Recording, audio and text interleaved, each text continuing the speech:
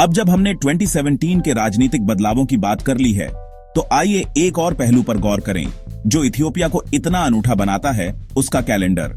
क्या आप जानते हैं कि इथियोपिया में अभी भी 2017 चल रहा है, जबकि दुनिया का अधिकांश हिस्सा 2024 या 2025 में है। यह आपको कम से कम 7 साल छोटा महसूस कराएगा।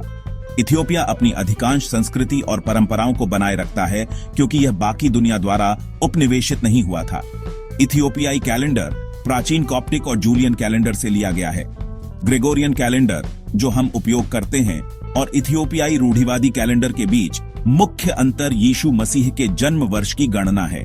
ग्रेगोरियन कैलेंडर इसे एक ईसा पूर्व और एक ईसवी के बीच रखता है, जबकि इथियोपियाई रूढ़िवादी कैलेंडर इसे 7 से 8 साल बाद सेट करता है।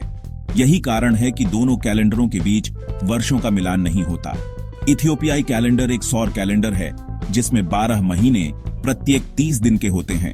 साथ ही लीप वर्ष में एक अतिरिक्त 13वां महीना पघुमे होता है जिसमें 5 या 6 दिन होते हैं। यदि आप 28 को 13 से गुणा करते हैं तो आपको ठीक 364 दिन मिलते हैं। यह चंद्रमा के कक्षीय चक्र के काफी करीब बैठता है। यह ध्यान रखना दिलचस्प है कि ग्रेगोरियन कैलेंडर में सेप्ट का अर्थ 7 होता है, लेकिन यह 9वां महीना है, और ऑंक्ट का अर्थ 8 होता है, लेकिन यह 10वां महीना है। ऐसा प्रतीत होता है कि 13 महीने वाले कैलेंडर को खामोशी से बदल दिया गया था। इथियोपियाई नया साल एनकुटाटाश मेस्केरेम 1 को पड़ता है, जो आमतौर पर ग्रेगोरियन कैलेंडर पर लगभग 11 या 12 सितंबर होता है।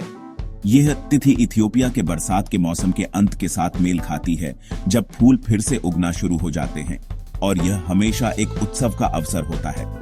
इथियोपिया समय की गणना भी काफी अलग तरीके से करता है।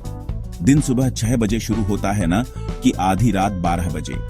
दिन को 2 12 घंटे के भागों में बांटा गया है, जो सुबह 6 बजे शुरू होकर शाम 18 बजे समाप्त होता है। इसका मतलब है कि सुबह 7 बजे को सुबह 1 बजे के रूप में पढ़ा जाता है।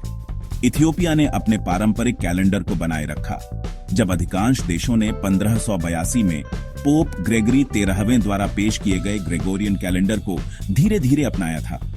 इथियोपिया का उपनिवेशीकरण से सफल प्रतिरोध भी इस संस्कृति के संरक्षण का एक कारण रहा है। यह केवल कैलेंडर का प्रकार है जो यह अंतर लाता है। यही कारण है कि इथियोपिया हमेशा एक ऐतिहासिक देश और कई राष्ट्रों के लिए एक आदर्श बना रहेगा, क्योंकि उन्होंने अपनी परंपराओं को नहीं त्यागा है, जो सदियों से कई पीढ़ियों तक चली आ रही हैं।